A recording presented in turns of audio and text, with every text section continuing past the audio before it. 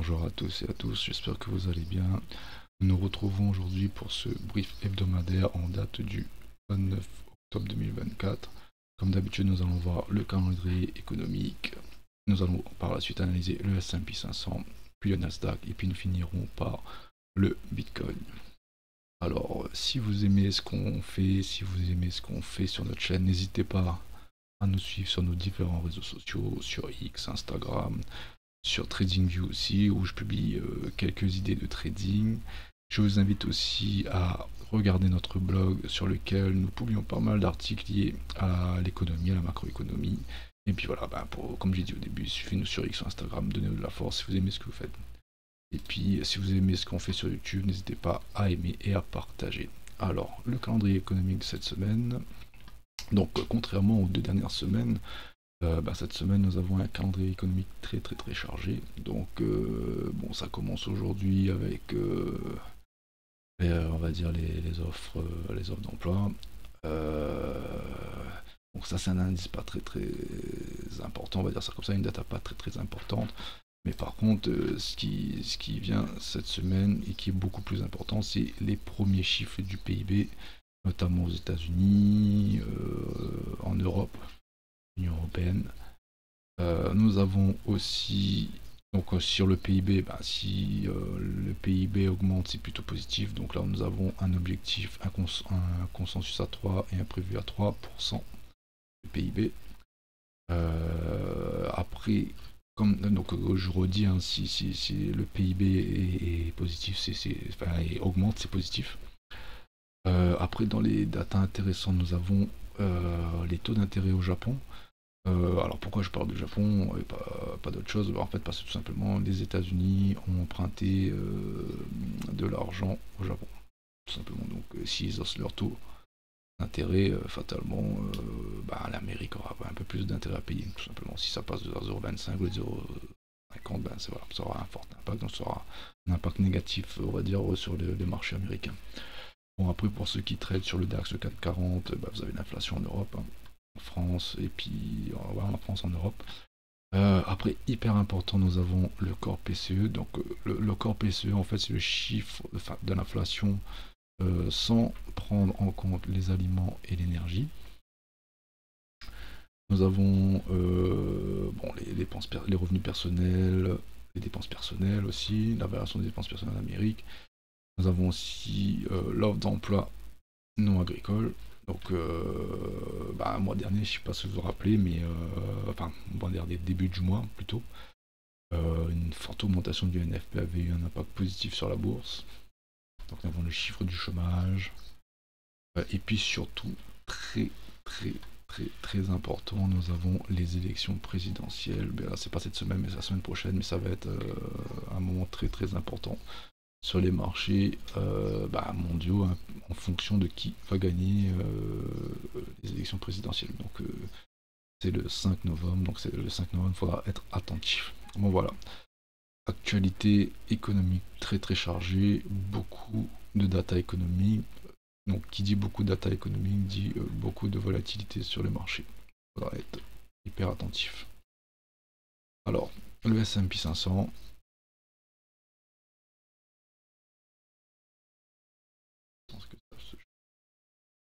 Alors le S&P 500 qui est toujours haussier pour moi.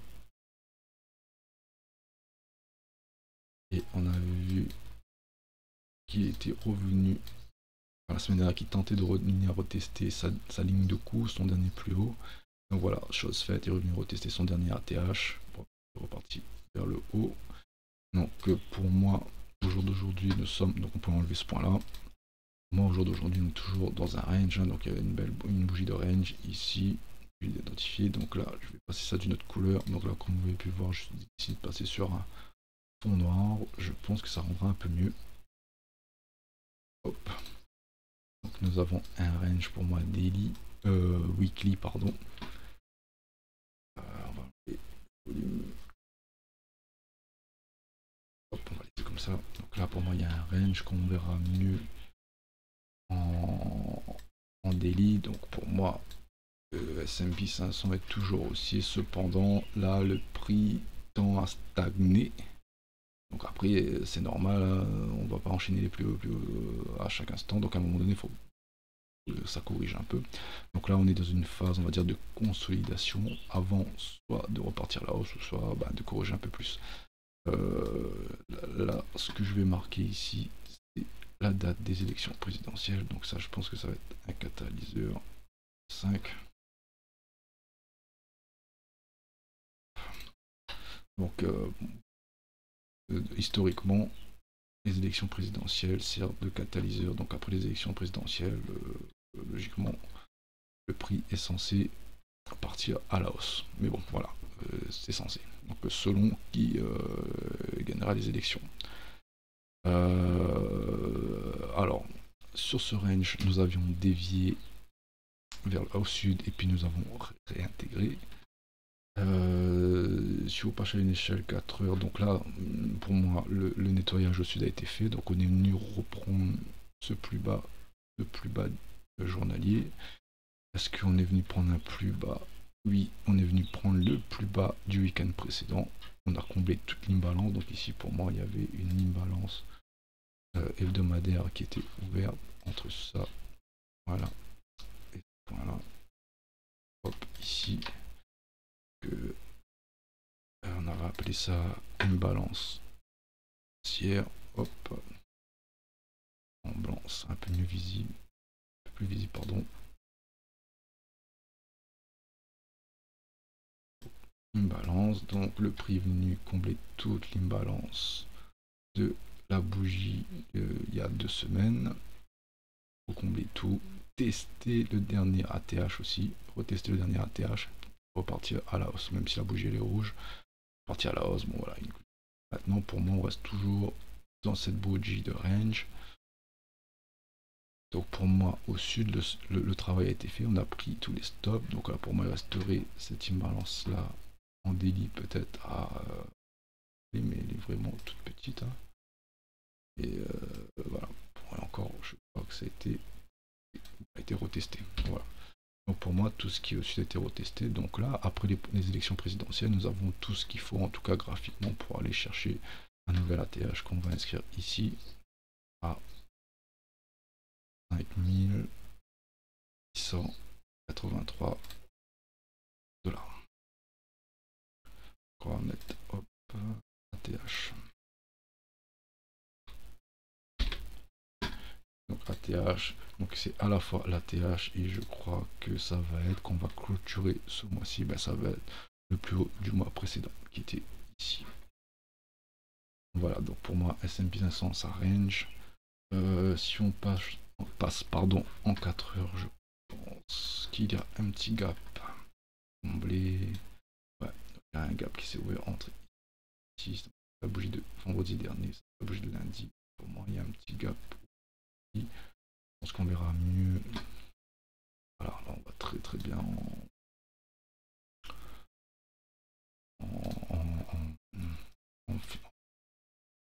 en horaire, pardon, j'en perds mes mots. On voit très bien en horaire qu'il y a un gap à combler qui va combler, qui restera ce petit bout de gap à combler. On peut pause, hop, gap.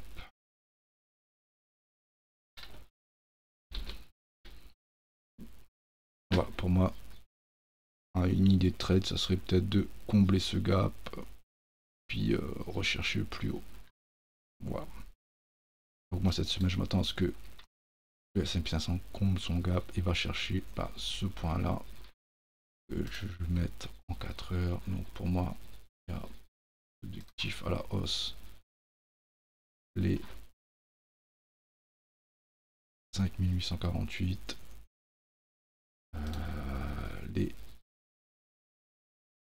5864 ou haut de range, et après pour finir ATH. Voilà, c'est pour moi les 3 objectifs aussi une fois que le S&P aura gonflé son gap. Et comme les élections présidentielles sont pas très loin, donc voilà, il est possible que le 5 novembre ça soit un catalyseur. On passe au Nasdaq. Le Nasdaq, si on revient en weekly, Donc là on voit que le Nasdaq n'a toujours pas pris son plus haut, un des plus hauts hebdomadaires depuis le 15 juillet, la semaine du 15 juillet. Là, ce reste intact et aussi la TH.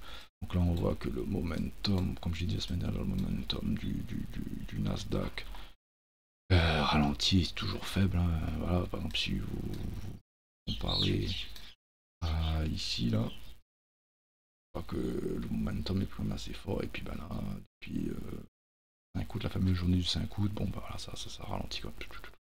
Donc là pareil, je vais marquer, je vais mettre les élections présidentielles. On va mettre ça.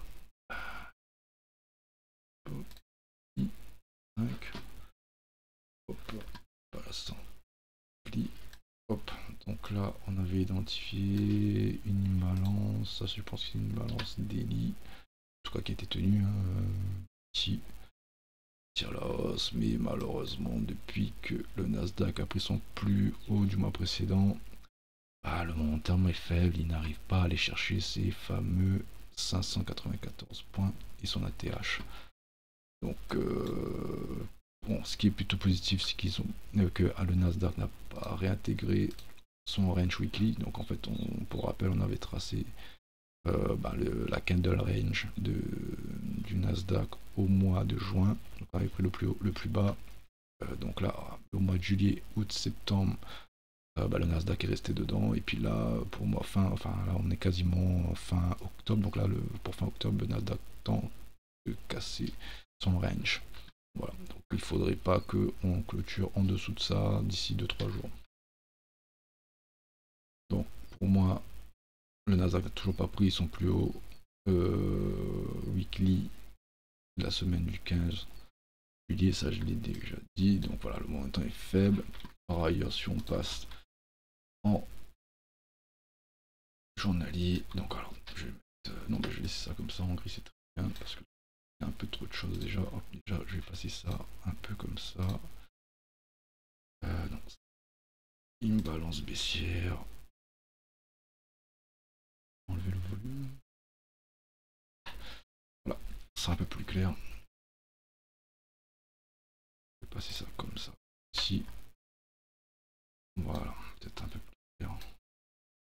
Ok, donc là, je vais vous laisser ça juste pour vous montrer que, en gros, le Nasdaq a pris son plus haut mensuel précédent, comme je l'ai dit tout à l'heure, mais a eu du mal à avoir l'impulsion qui va avec.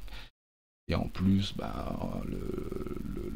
Nasdaq reste prisonnier de son imbalance baissière journalière. Donc voilà, il a travaillé cette zone, on voit qu'il a travaillé, il a essayé une fois de sortir vers l'eau, il n'a pas réussi, une deuxième fois, il n'a pas réussi. Donc là, en fait, on est en train de dessiner un range daily. Donc c'est pour ça que je vais masquer ça en daily, et en fait, on va désigner le range.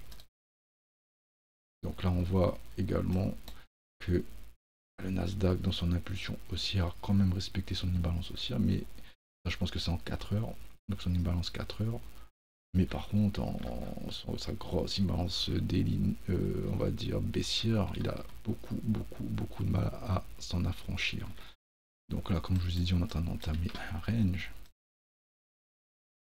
Si donc le plus haut du mois précédent, comme il a été pris, je vous propose de l'enlever. Cette imbalance là a été retravaillée. On va l'enlever également. Soyez un petit peu graphique. Que les points importants. Hop. Hop. Donc ce point là a été pris. On peut enlever également. Donc là pour moi il y a un range journalier établi entre cette borne là. C'est un range en heure aussi. Hop, voilà. Nous avons un range qui s'installe entre ces bornes là. Allez, on va mettre. Hop, voilà. Donc là, pareil, un peu comme le S&P 500. Donc le Nasdaq est venu combler, est venu retester son imbalance. Donc dans son range, il a dévié au sud, donc il avait pris celui plus bas journalier, ce plus bas journalier. Il a retravaillé cette imbalance journalière et est reparti faire un plus haut. voilà, qui a pris ce plus haut journalier et ce plus haut journalier. Donc à partir de là, il a réintégré son range. Donc là, le Nasdaq va osciller, osciller, conforter dans cette zone et on attend la résolution. Donc pareil, là je pense que les élections présidentielles vont servir de catalyseur vu que le job a été fait au sud. Moi je m'attends, comme la semaine dernière, à ce que le Nasdaq prend les 590 et son ATH. Et si jamais ce scénario n'est pas validé, moi je m'attends à ce qu'on vienne retravailler ces plus bas. Si on va mettre ce plus bas, bon d'abord on va venir prendre ce plus bas pour commencer.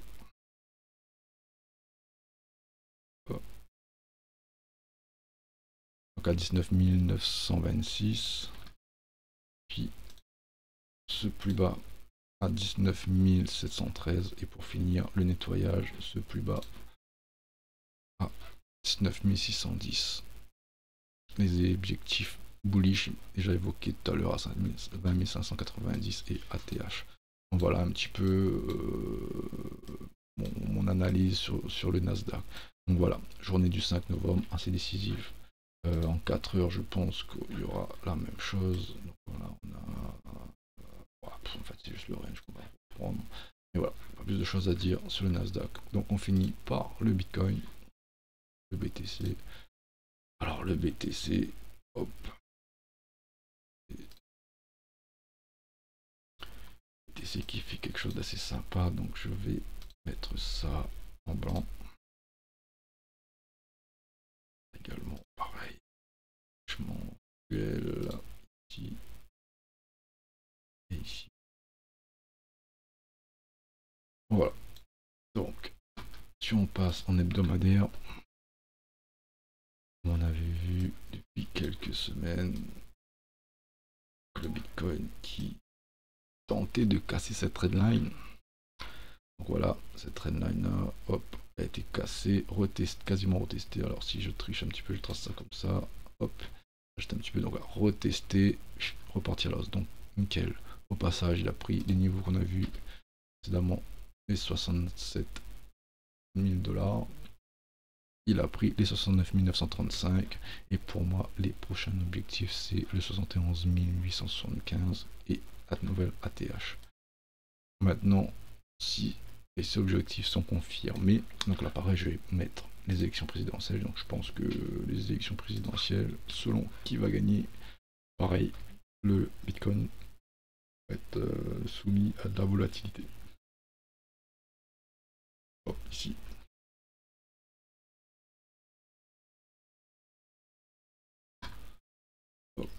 Donc on peut voir que la traînée a très bien tenu. Enfin, j'ai racheté un petit peu bien sûr. Il y avait cette petite imbalance là, hop, qui voilà, que je pense va être retravaillé à un moment ou un autre. Je pense. Je sais pas.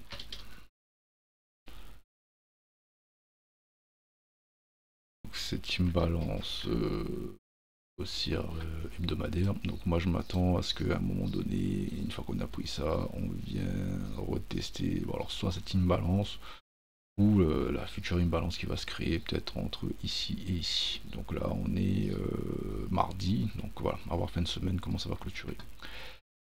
Et les semaines suivantes. Ok, donc moi, comme je vous redis, objectif haussier, moi je vois que voilà, aux élections présidentielles qui vont servir de catalyseur, que le Bitcoin va à la hausse. Par contre, après, ce qu'il faudra surveiller, c'est comment le Bitcoin réagit une fois qu'il est sorti de ce range mensuel entre cette borne-là. Je vais mettre ça dessus, les épaissir cette ligne-là.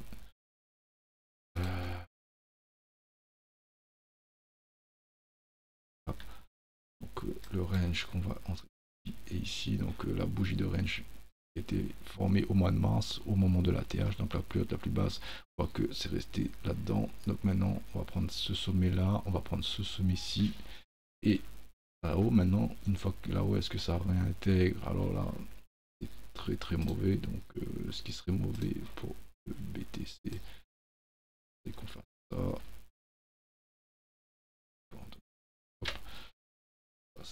Ça, ça, ça, et on réintègre pullback. Alors là, ça va faire très mal. Voilà, on a un plus bas à 48 000. Et le top, bien sûr, ça serait que mon pullback et va chercher des nouveaux plus hauts. Et là, on aura le fameux scénario Bull Run qui est en lien avec la saisonnalité, etc. Donc voilà, on peut en revenir en hebdomadaire. Moi, je m'attends peut-être à ce que le BTC revienne retester cette imbalance là. Mais par contre, si ça pousse trop fort, peut-être qu'une nouvelle imbalance va se créer. On va venir peut-être pullback dans ces zones là. En daily, en journalier, rien à dire. Donc on voit que là, la pulsion est assez puissante. Donc on voit que cette imbalance là, imbalance hebdomadaire que je vais enlever, mais si on passe en daily, on voit que cette imbalance là a tenu. Et puis le Bitcoin est reparti à la hausse. Voilà, donc ça a bien tenu, ça a breaké ce niveau là. Ici on avait un breaker block, ça a été breaké et parti à l'os. Voilà, j'ai pas plus de choses à dire sur le Bitcoin. J'espère que vous allez passer une très bonne semaine de trading sur les marchés. Donc attention, beaucoup de data économique cette semaine, il faudra être vigilant, beaucoup de volatilité. Bon, après, moi, ce que je conseille pendant ces moments-là, c'est de pas trop trader sur les swing trading par exemple, ou des trading courts dans ce cas. Mais voilà, ça va être très volatile cette semaine. Voilà, j'espère que le contenu vous a plu. N'hésitez pas à aimer, à partager. Bonne semaine de trading, à la prochaine.